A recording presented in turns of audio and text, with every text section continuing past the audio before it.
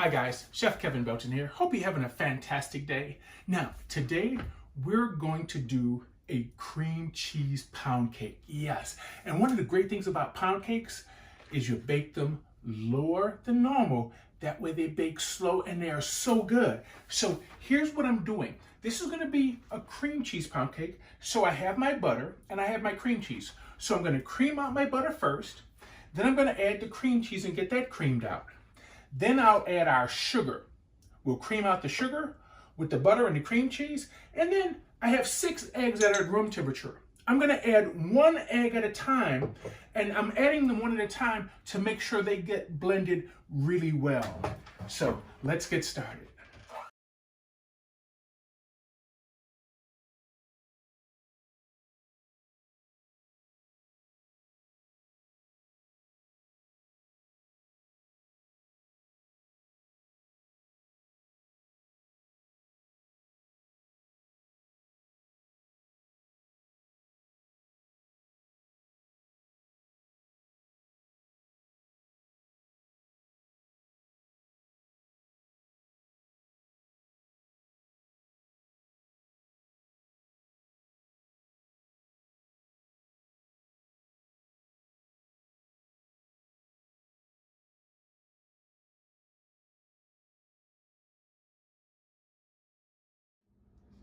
Now, we finally got the last egg in. Here we have a little sour cream, and we're gonna put in a little vanilla, and we'll get this blended in. Just about a tablespoon of vanilla.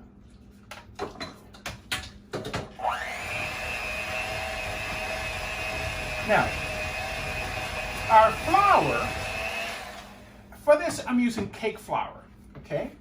Here I have a little baking powder and a little salt.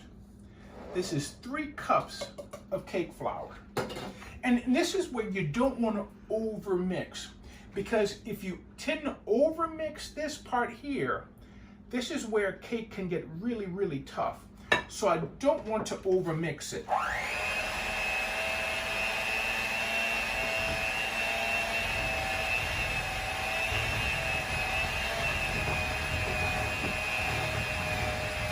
Matter of fact, now that I've got this little bit mixed in, I'm gonna mix in the rest, and I may even use a spatula to fold it in to just make sure I don't have any lumps, okay? Because we just wanna mix this through. Now this is gonna be very dense and it's gonna look fairly dry, all right? So don't be afraid if it looks fairly dry, that's okay. Because that's a pound cake. Remember, it's very, very dense. Tends to be a heavy cake, but we just want to make sure we get everything all mixed in. Matter of fact, I'm going to shut this off. I'm going to take our spatula, get our batter off of there, and I'm going to work the rest of it all the way in.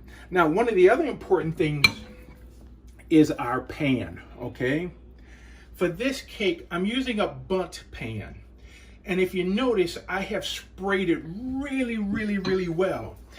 The thing about this cake is the fact that because we're doing it in a bundt pan and it's a very dense cake, we have to make sure we either butter it or we spray it really, really good. So that's why this is sprayed so well. And make sure to get the center as well, okay? Or just make sure you use a lot of butter. But look at the consistency here. And you see that spatula has gotten any little flour that was on the sides. We want to make sure that there's no dry spots on the bottom, okay? So now we can start putting our batter into our pan. And this is where you get some in, kind of turn your pan as you go. And you can see why it's important to have this greased or buttered so well.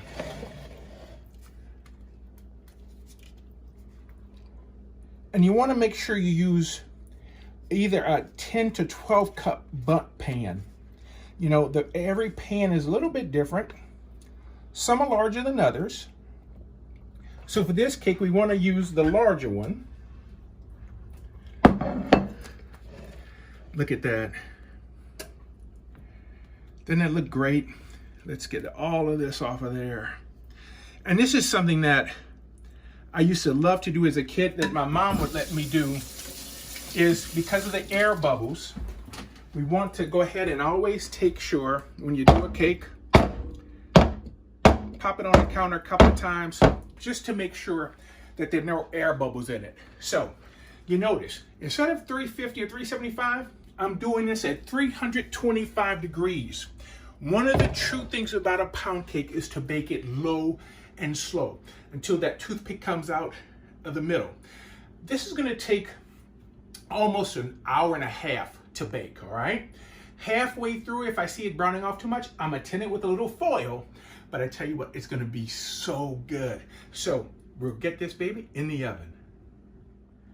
Our cake is cooled. It's the moment of truth. I tell you what, it smells so good. Now remember earlier I was saying it was important to really butter that pan really well or spread really well because we want this to be able to come out. Now, look at our color. Isn't that beautiful?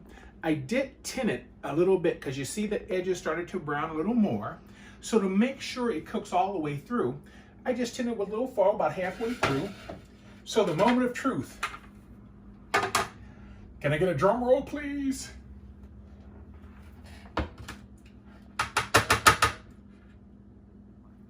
Yes! It came out clean. Yay! So here, at this point here, remember, this is a cream cheese pound cake. So there's all kind of things we could do. We could make a cream cheese icing. Take icing sugar, okay, powdered sugar with some softened cream cheese and add a little milk to it to loosen up and make an icing out of it. Here, all right, for each slice if you want, these are pureed strawberries. And these are sliced strawberries that are just macerating. Basically, if you slice strawberries and you sprinkle sugar on them, if you can see right in there, see that moisture starting to come out of them, okay? Basically, when you sprinkle them with a little bit of sugar, that causes the juices to come out. And that's how you make strawberry shortcake. So I'm gonna put this in the fridge and let this go for another hour or so. And all of a sudden, it'll collect juice in the bottom. Now, if you don't feel like strawberries, we could do blueberries. But here, how about a little caramel sauce? If you like caramel, drizzle a piece with a little caramel sauce. Or when you slice it to serve it with different things. Now, for those of you all that know how to make pralines, you could make your pralines, stir them to cool them, and instead of spooning them out, pour it over your cake. And as the praline firms up, it'll cause a crust, give a praline crust on your cake, or just slice it and spoon a little bit of praline sauce on each slice. So I tell you what, I hope you try this cake. It's really good. It's a simple cake. It's a great cake. Just be patient with it to let it take a long time to bake. All right. So keep washing those hands, keep messing up, keep yourself safe. Thank you so much for cooking with me today. For WWL TV, I'm Chef Kevin Belton, and we will see you soon.